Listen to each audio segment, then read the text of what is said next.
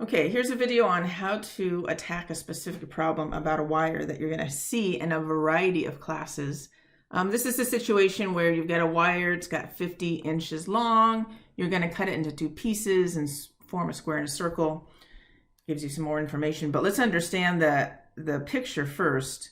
So you've got a wire, it's got 50 inches, and this is the original wire before the cut.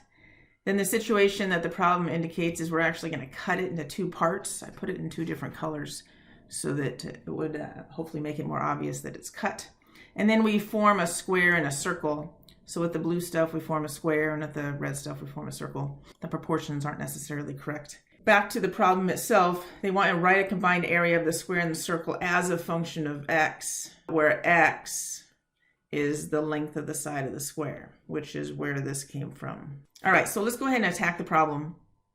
Okay, honestly, it doesn't matter what this problem's about. You have a circle sitting there. You need to define the radius.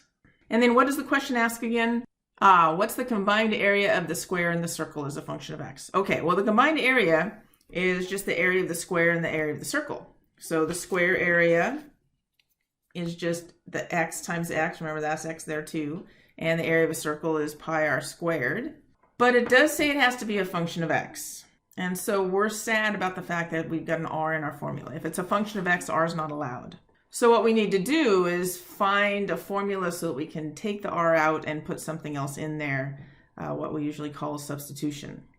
And where we're going to get that equation is going to come from the fact that the length of the wire is 50 inches. All right, so let's go ahead and find that formula. It has to do with the fact that the perimeter of the square is 4x and the circumference of the circle is 2 pi r. And so we can go ahead and write the perimeter of the square plus the circumference of the circle is going to be the total length of the wire. And of course, we want to substitute for r, so we need to solve for r. Let's subtract 4x from both sides, and then let's divide by 2 pi to get the r by itself. And then for this specific one, we can actually reduce the fraction. That's all the coefficients are even, so we can divide everything by 2, and we get 25 minus 2x over pi. All right, so this is where we're at. And what we're going to do is substitute this in. So what I just did is I took this, and instead of writing r, I took this and put it into r. And now it's a function of x. Notice there's no r's in here. This whole equation is only of x, which means we're no longer sad. So here's our function. Let's go ahead and distribute everything out. I'm going to square everything in this term. When I square the numerator, I get this lovely quadratic, and of course pi squared is pi squared. And I can actually cancel one of those pi's, and I end up with this lovely thing.